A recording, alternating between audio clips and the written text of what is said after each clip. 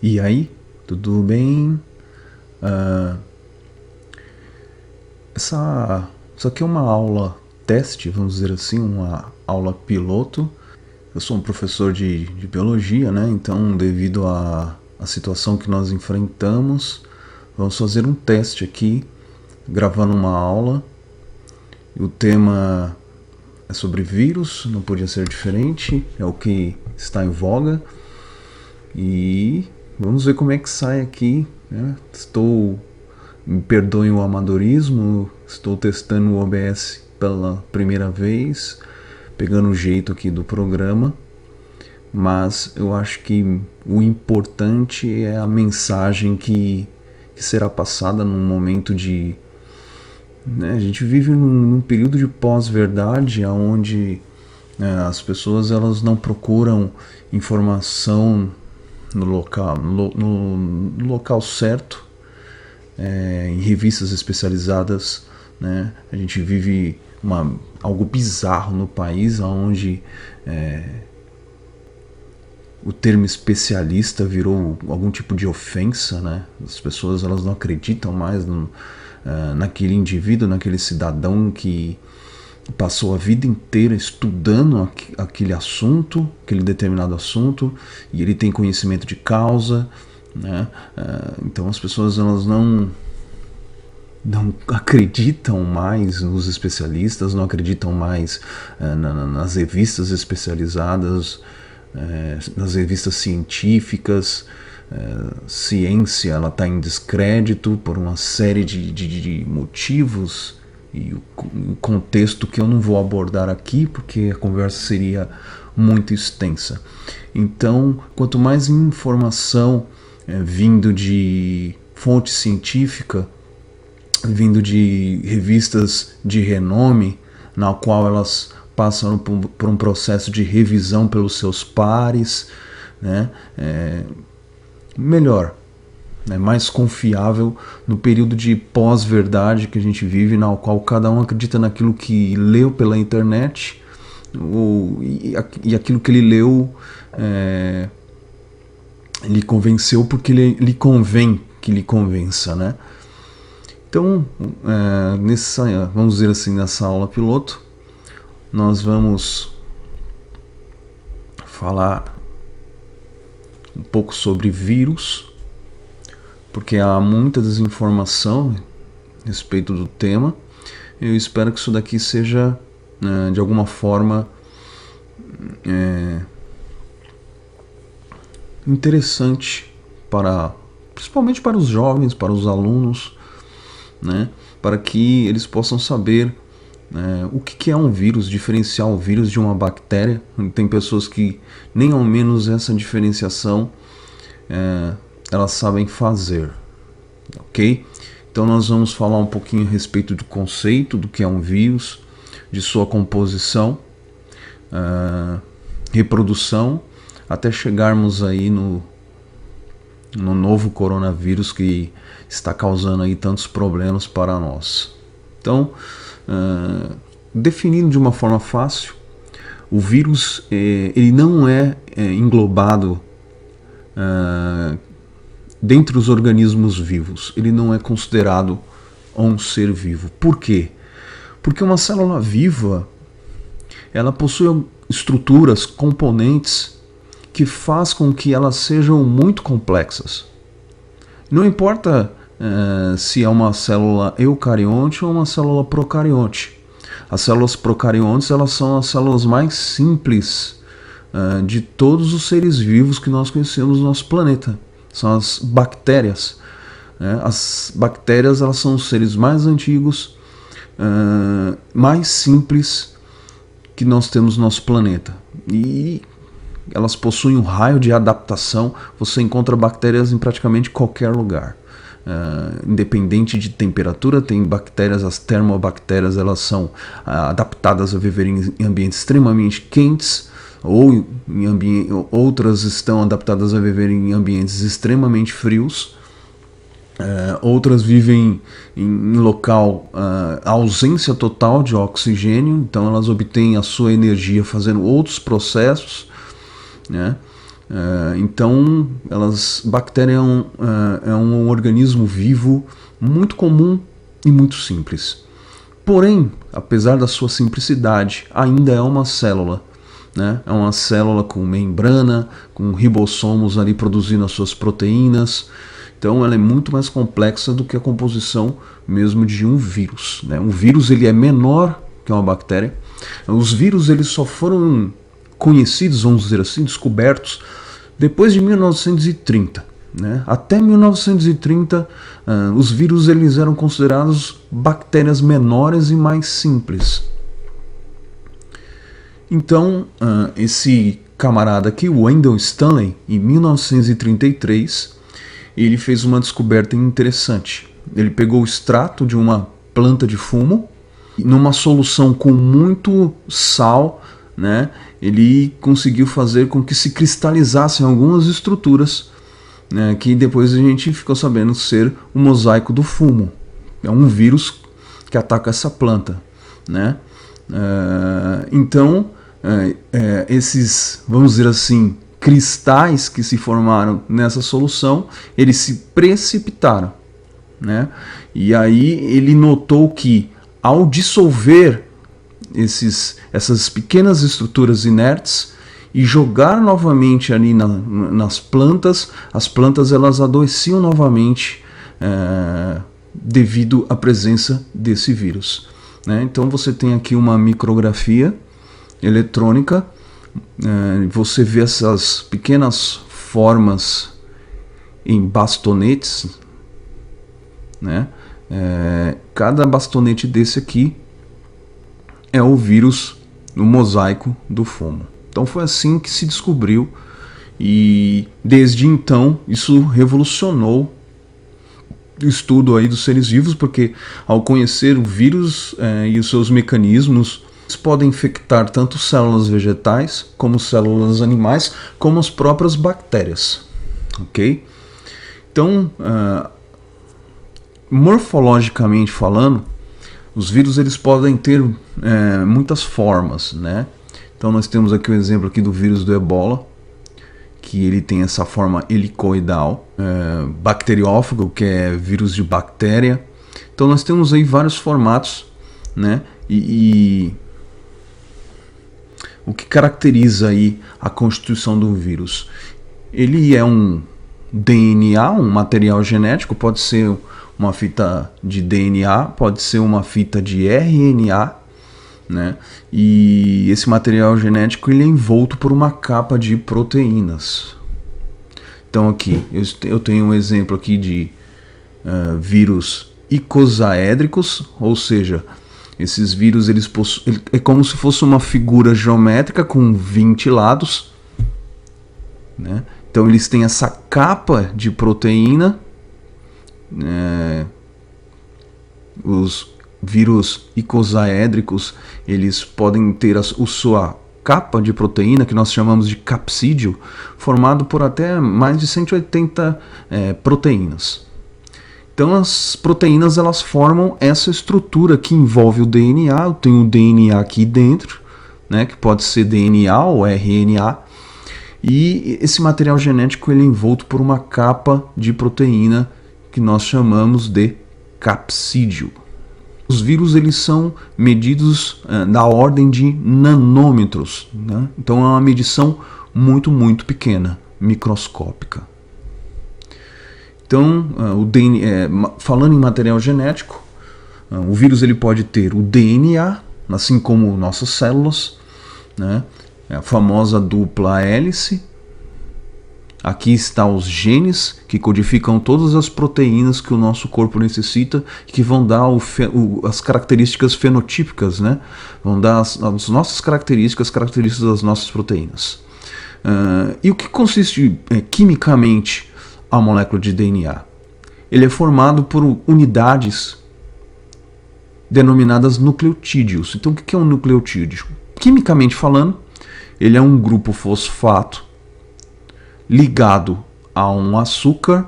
No caso do DNA é a desoxirribose, no caso do RNA é a ribose, e esse açúcar vai estar ligado a uma base nitrogenada. Então as bases nitrogenadas presentes no DNA são a timina, a adenina, a guanina e a citosina. Então isso daqui é um nucleotídeo, ok? Os nucleotídeos eles se ligam formando a molécula de DNA através dos grupos fosfato. Então o grupo fosfato ele vai estar ligado ao carbono, ao terceiro carbono da desoxirribose de um nucleotídeo e ao quinto carbono, né, nós chamamos de 5' ao quinto carbono de uma outra da desoxirribose seguinte, formando essa cadeia. Ok? E a dupla hélice, então, tem nucleotídeos de um lado aqui, ligados um ao outro, e nucleotídeos ligados do outro lado. É como se fosse uma escada mesmo. E aí, como é que esses nucleotídeos que estão pareados um na frente do outro se ligam? Eles se ligam através das bases nitrogenadas. Timina sempre vai se ligar com a adenina e citosina sempre vai se ligar com a guanina. Ok? Então, essa aqui é a configuração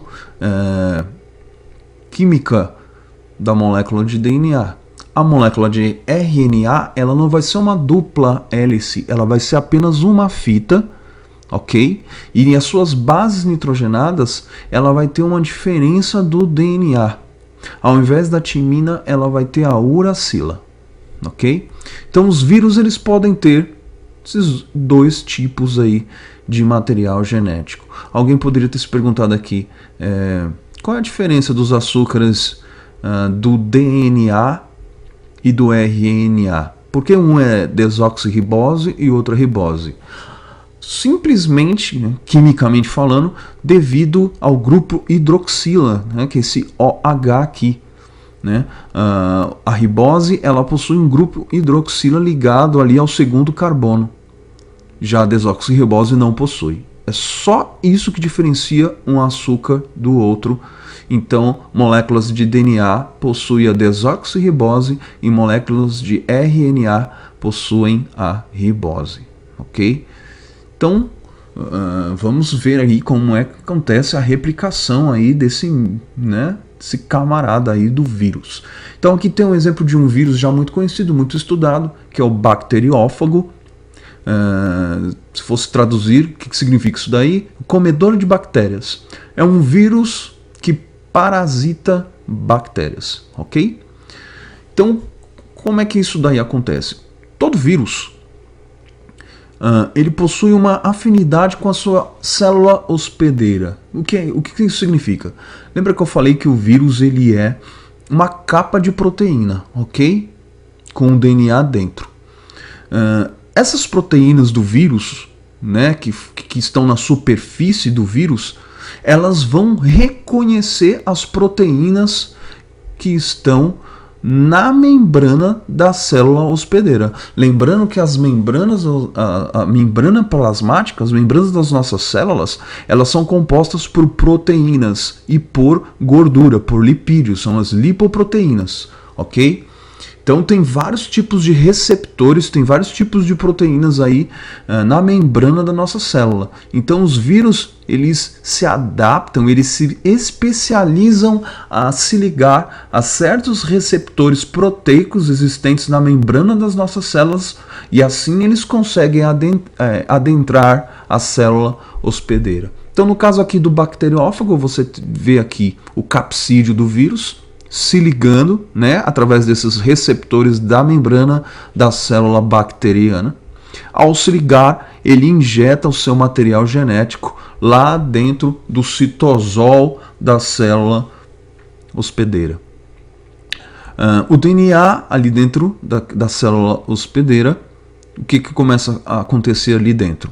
O vírus, por que ele não é considerado um ser vivo? Né? Porque ele fora de uma célula hospedeira, ele fica inerte, cristalizado e inerte no ambiente, ele não faz nada, ok? Porém, quando ele entra em contato com a célula hospedeira, na qual ele vai parasitar, ele usa todo o maquinário bioquímico da célula. ele vai utilizar os nucleotídeos que estão ali dentro da célula, eles vão usar os ribossomos da célula, eles vão usar todas as estruturas que a célula possui para codificar, né, fazer o dogma da biologia molecular, que é de transcrição e tradução em proteínas. O vírus vai utilizar a célula hospedeira para fazer isso por ele. Por isso que ele é um parasita obrigatório e por isso que ele não é considerado um ser vivo. Por quê? Porque ele precisa obrigatoriamente usar o maquinário bioquímico de uma outra célula. Ele não possui ribossomos, ele não possui organelas celulares, ele não possui metabolismo próprio. Ele precisa usar o metabolismo da célula. Então ele injeta o seu DNA, usando o DNA da célula hospedeira, ele faz cópias do DNA viral. Quando essas cópias estão prontas, começam a ser sintetizadas as proteínas que vão formar o capsídeo do vírus. Então os capsídeos eles envolvem esses materiais genéticos duplicados dentro da célula. Formam-se assim os novos vírus, eles rompem, né, a membrana da célula hospedeira e eles vão parasitar novas células sadias. É assim que ocorre aí a replicação do vírus, né? Temos vários tipos de vírus, né, como eu já disse para vocês. Aqui tem um exemplo aqui do vírus do HIV.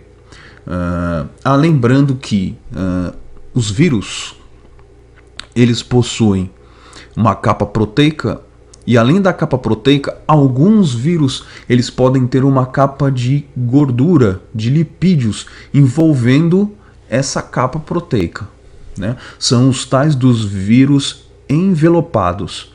Então tem os vírus não envelopados e os vírus envelopados. Envelopado é o vírus que possui uma capa de gordura em volta do seu capsídeo. Okay? É o caso do coronavírus, a gente já vai chegar lá. Por que eu quis mostrar aqui o vírus do DNA? Eu tenho aqui o envelope dele, essa capa de gordura, ele é um vírus envelopado, ok? Aqui eu tenho o capsídeo dele, em amarelo, e aqui está o RNA. Esse é um vírus que possui como material genético o RNA. E o interessante desse vírus é que ele possui uma enzima. E essa enzima se chama transcriptase reversa. Por que transcriptase reversa? Qual é o dogma central da biologia, né, molecular?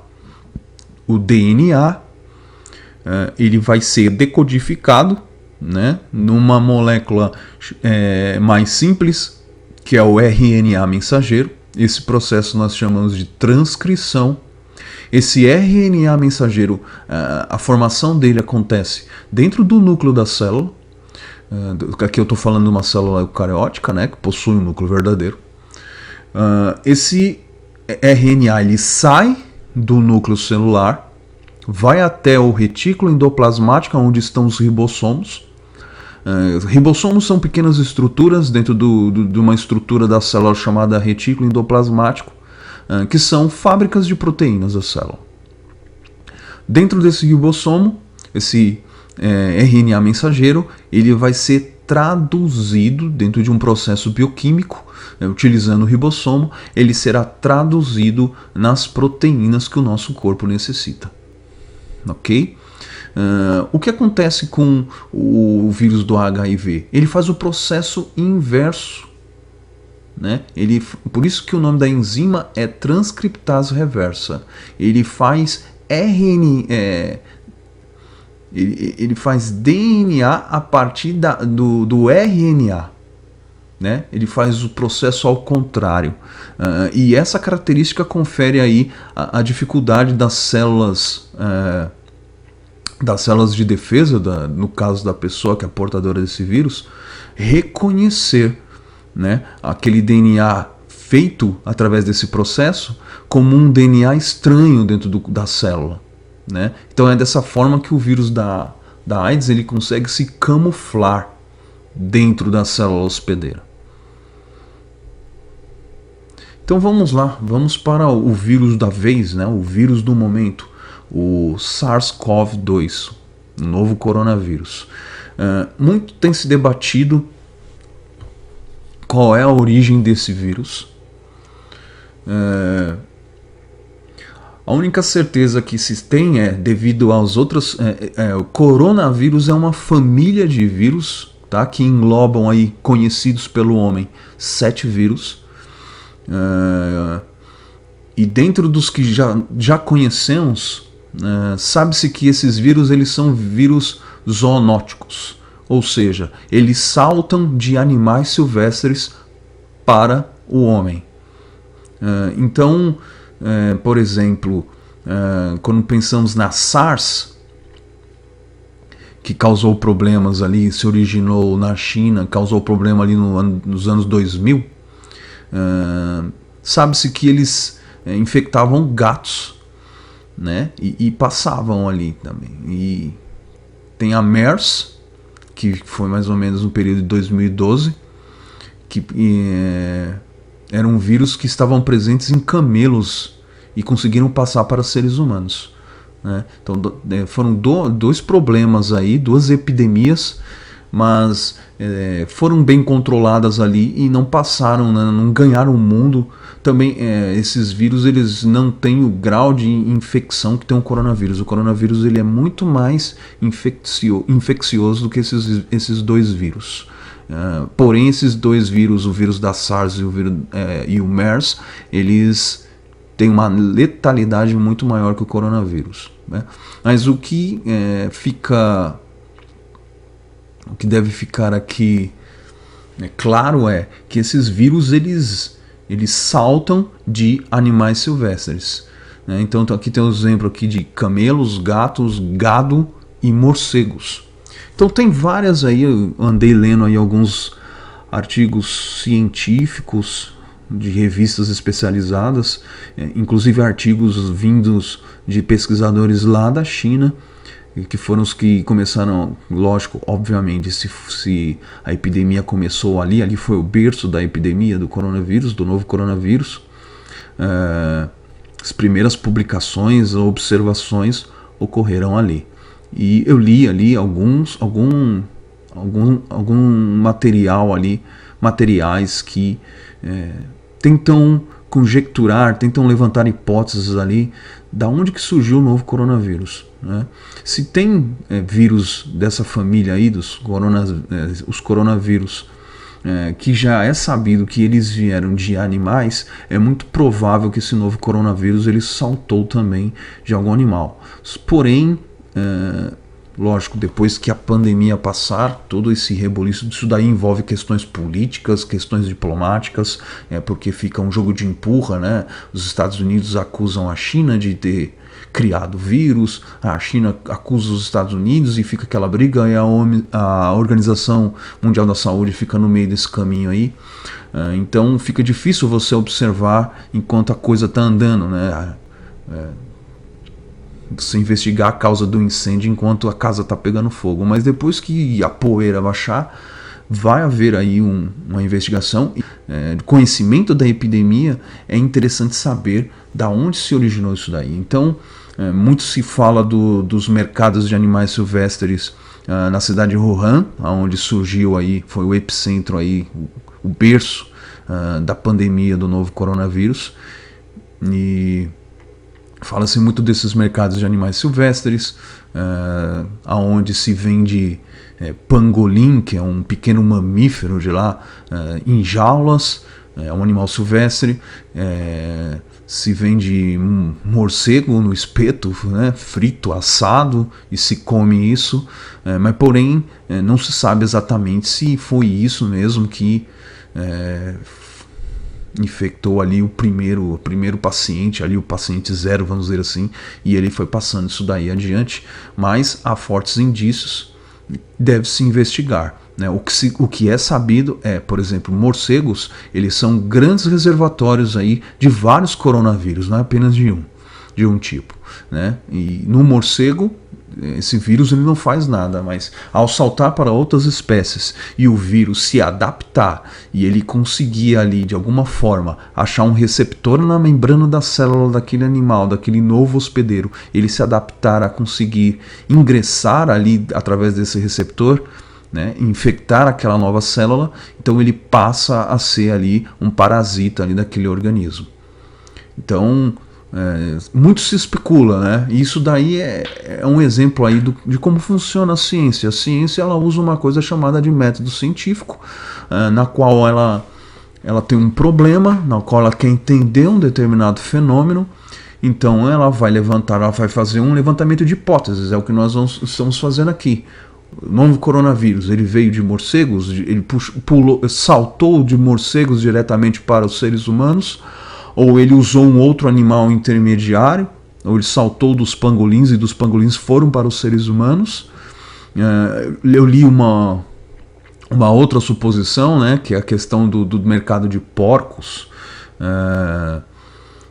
Então tem muita coisa para ser discutida, porque primeiramente, né, independente dele, primeiramente a gente tem que vencer a batalha contra esse novo vírus, né, através de mudança de hábitos, através do isolamento social, daquilo que somos bombardeados e informados diariamente pela televisão, e finalmente vacina, né, desenvolvimento de vacinas e tratamento. Porém, depois que passar esse furacão, é interessante aí saber o que o homem tem feito que tem liberado aí esses micro-organismos. Se não chegássemos até eles, eles ficariam no ambiente ali e não causariam esses problemas tão graves aí para nós seres humanos, né? Então, muito tem que ser discutido, por exemplo, desmatamento. Você vai desmatar, as cidades crescem e muitas vezes totalmente desordenadamente, sem planejamento nenhum, sem levar em consideração o equilíbrio de certos ecossistemas ali, que estão ali no local onde estão desmatando. Você está ali fazendo com que animais silvestres que eles ficavam muito bem onde eles estavam, fiquem sem as suas casas, porque o ecossistema ali, o habitat deles é a casa deles, e eles começam a ficar cada vez mais próximos de nós seres humanos, cada vez mais próximos das nossas moradias, e isso daí eles trazem com eles a sua biologia, e muitos deles são recipientes de vários tipos de micro-organismos, né? Então isso já é uma coisa a ser discutida. Outra coisa a ser discutida é a alimentação. Por exemplo, a agricultura, né? E não só agricultura, mas criação de animais. Os animais, sejam ali os porcos ou carne bovina, ou mesmo aves, eles são acomodados em ambientes fechados, em número muito grande, confinados, né? E devido às condições onde eles são confinados, onde eles são criados, eles ficam imunidepressivos, porque você usa aí antibióticos para eles não ficarem doentes, você usa hormônios, muitos hormônios que a gente não sabe quais são. Então aquele animal ele é criado em condições higiênicas péssimas e eles são criados de uma forma que propicia aí, o aparecimento desses micro-organismos, né? Então isso aí é muito sério. E isso daí é fruto aí da mecanização, do processo de modernização da agricultura que aconteceu desde o final ali da Segunda Guerra Mundial, na qual você teve a necessidade de tornar a agricultura um processo massificado para alimentar populações cada vez maiores, né? E nisso daí você teve o grande acréscimo, um grande aumento. Essa modernização ela cobra um preço, né? Você tem que usar mais agrotóxicos, você tem que usar mais herbicidas, inseticidas, você polui o solo, né? Muitos desses agrotóxicos eles são muito deletérios, né, para os seres humanos. Isso daí se tornou um oligopólio, que você tem ali umas 5 empresas que detêm 70% aí, desse mercado, que fornece esses insumos, que fornece esses agrotóxicos para que a agricultura ela possa produzir cada vez mais barato e obter cada vez mais lucro. Né? Você tem aí os transgênicos, porque esse gado, esses animais confinados, além de tudo que eu falei aí, do confinamento, das condições, eles ainda comem, a ração deles é a base de soja e trigo, então você tem que desmatar imensa quantidade, né, de florestas para plantar pasto, e para plantar monoculturas de trigo e de soja.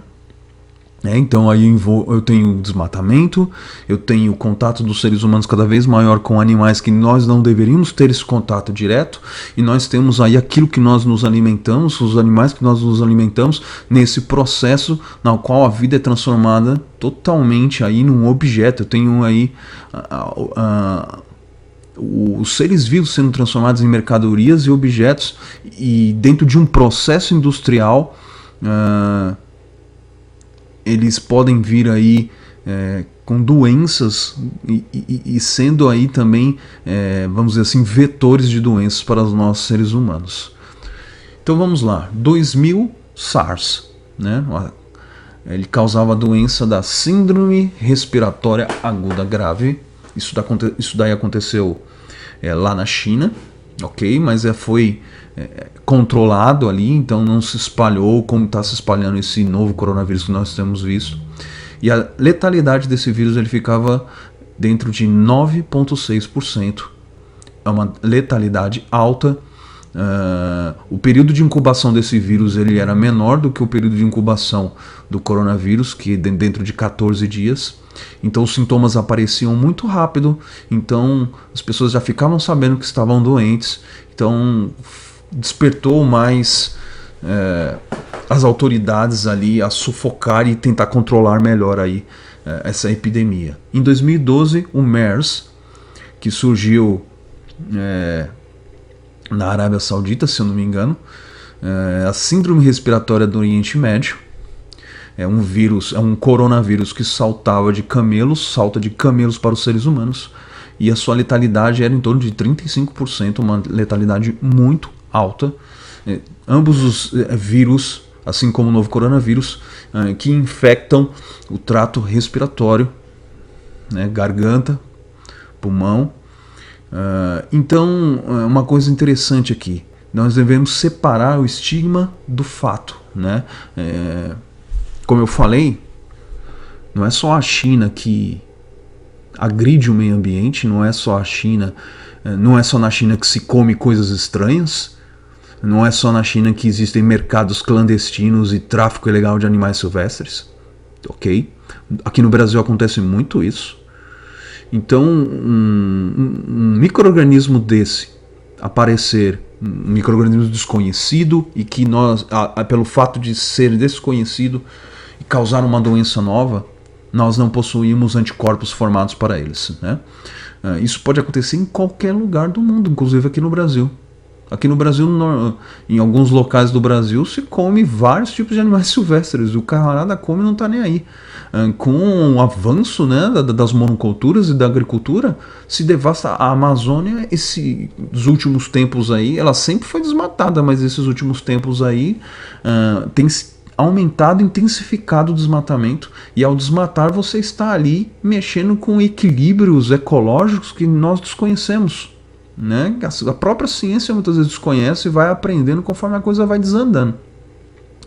E aí você pode estar liberando aí micro-organismos que o nosso corpo não tem contato, e pelo fato de não ter contato ele não tem defesa nenhuma, não tem resposta imunitária, não tem uma memória imunitária para aquele micro-organismo, né? Então isso é uma coisa séria, isso é uma questão de saúde pública. Além de ser uma questão ambiental, é uma questão de saúde pública, né? A humanidade vai ter que aprender com isso aí a ser mais humilde aí frente à natureza.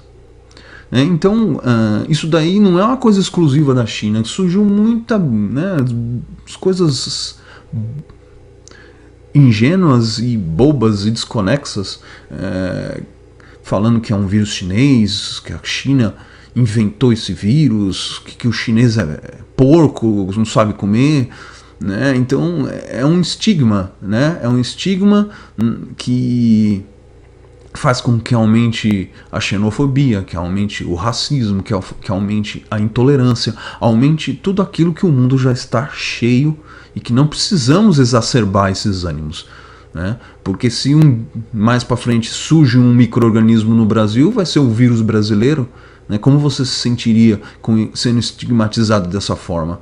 Então, o medo, ele nunca é uma desculpa para a ignorância. Todos nós estamos com medo, mas e quando nós estamos com medo, nossa mente, a mente humana, ela tem uma propensão muito grande de ficar buscando bodes expiatórios. Né? E é muito fácil quando o bode expiatório não sou eu. Agora quando passa a ser eu, alguém que eu amo, aí a coisa muda de figura. Então o medo, ele não é uma desculpa para ser ignorante. Não sejamos ignorantes, ok? Desmatamento e destruição de hábitats e contato com animais silvestres, isso acontece em todos os lugares do mundo, não é só na China, ok? Então nós temos aqui a estrutura do SARS-CoV-2, esse é o nome do vírus. Ele causa a doença chamada Covid-19, de coronavírus, V de vírus, o D de Covid de doença e o 19 o ano, né, uma doença nova, recente, 2019, que aconteceu ali no final do ano, ali, surgindo ali na província de Wuhan, na China, ok? Então aqui tem a estrutura do vírus, já mostrei a estrutura de outros vírus, ele segue o mesmo, né, a mesma coisa aqui. Nós temos aqui o seu capsídeo, uma capa de proteína. Ele é um vírus envelopado, ou seja, ele tem uma camada de gordura envolvendo o seu capsídeo, e ele tem aqui o RNA, aquela fita simples, como seu material genético, ok? Ele possui essas espículas aqui, essas glicoproteínas em forma de espinhos, né? Parece uma coroa de espinhos, por isso o nome corona. Corona em latim significa coroa, né? Então isso daqui são proteínas, ok? São essas proteínas que em inglês é chamado de spike. Essas proteínas, elas têm afinidade a um determinado receptor das nossas células que faz com que o vírus adentre a nossa célula, ok? Então, quando se fala ali das medidas profiláticas para a SARS-CoV-2, medidas profiláticas são o quê? Medidas que eu faço para evitar, né, de ser infectado por esse vírus. Uma delas é a lavagem das mãos, a higiene. Justamente porque ao lavar as mãos, seja com álcool em gel ou seja com água e sabão, essas substâncias, elas vão destruir, romper, desnudar o capsídeo do vírus, né? Tirar essa capa de gordura, fazendo com que o vírus ele não consiga adentrar nas nossas células, tá? Por isso da importância aí de lavar as mãos, ok? Outra medida profilática é o uso de máscaras. Por quê? Porque este vírus, assim como outros coronavírus, ele é um vírus respiratório. Ou seja, esse SARS-CoV-2, ele gosta de ficar ali nas mucosas da garganta, nariz e pulmões. Então ele infecta tanto o trato respiratório superior como o trato respiratório inferior, ok? No trato respiratório superior, Ele causa aquela irritação que vai fazer você tossir, espirrar e com isso espalhar os vírus para contaminar outras pessoas. E no trato respiratório inferior ele vai causar, né, uma grave inflamação ali no tecido dos pulmões, né, lesão ali dos alvéolos e por aí vai, né, causando ali a falta de ar, a insuficiência respiratória tão grave aí nessa doença. Ok? Então o uso de máscaras, duas pessoas usando máscaras, todo mundo usando máscaras, né? Mas se eu entro em contato com uma pessoa com máscara e eu estou com máscara, como o vírus ele é passado pelo ar, é passado pelas gotículas de saliva que sai da nossa boca quando nós falamos, quando nós nos comunicamos, a máscara ela cria uma barreira dificultando essa transmissão. Por isso que usar máscara é importante. Então, levando em consideração as características desse vírus, vamos prestar atenção nas medidas profiláticas, nas medidas de cuidado, ok? Higienização com álcool em gel, se caso você estiver na rua, se caso você estiver no trabalho, no transporte público, no carro, passe álcool em gel no volante, se você está num carro, né, no câmbio, no freio de mão, está na rua, não chegou em casa, não lavou a mão, não coloque a mão no rosto, não passe nas mucosas, porque essas são as portas de entrada desse vírus. Ok? Chegou em casa, higienização, lavar as mãos, que assim você tira essa capa aí de gordura do vírus e você o destrói. Ok? Aqui eu tenho aqui um esquema do genoma do vírus, né, de 3 coronavírus diferentes. O SARS-CoV-2 é esse aqui de baixo e você pode ver que eles são todos muito similares.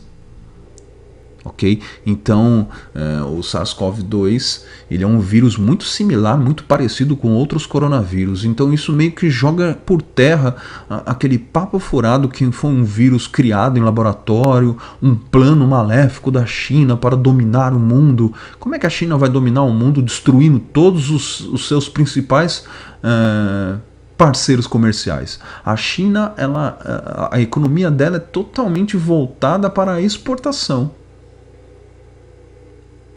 Você já reparou que tudo que você usa é made in China? A China ela produz e vende bugiganga para o mundo inteiro. Qual é a lógica dela destruir o mundo economicamente, sendo que ela vende para o mundo inteiro? Sabe? Não tem lógica nenhuma. É mais uma dessas teorias da conspiração bizarras, sabe? Que sai da mente de pessoas que não tem forma, se alimenta desse tipo de bobagem, sabe? Que tá na internet, que tá no YouTube. Então tome cuidado com esse tipo de informação, ok? E finalizando aqui, eu espero que eu tenha ajudado aí nas informações. Fique seguro, ok? Se você puder ficar na sua casa, fique. Eu não sou ingênuo, eu sei que muitos não podem. Muitas pessoas elas não podem ficar em casa porque questões econômicas, sociais, a pessoa se ela ficar em casa, ela não come, não traz dinheiro para dentro de casa. Eu entendo a situação dessas pessoas. Porém, aqueles que podem ficar, devem ficar em respeito a esses que não podem ficar. Ok? Infelizmente, aqui mesmo, né, na região onde eu moro, ao sair à rua, você vê pessoas furando quarentena, não é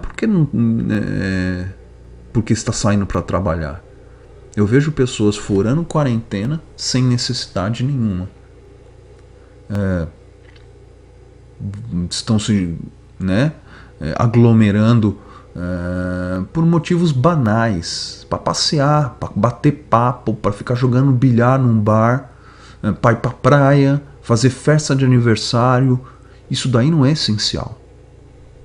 E eu vejo muitas pessoas não levando a sério essa doença, né? E muitas vezes coloca a desculpa de não, tá tirando a minha liberdade, não, que eu tenho que trabalhar. Alguns sim, eu sei que tem que trabalhar. Então, se não tem como ficar em casa, tome os cuidados necessários que foram comentados aqui nesse vídeo, né? Todos nas medidas, principalmente saia de máscara e use o álcool em gel, ok?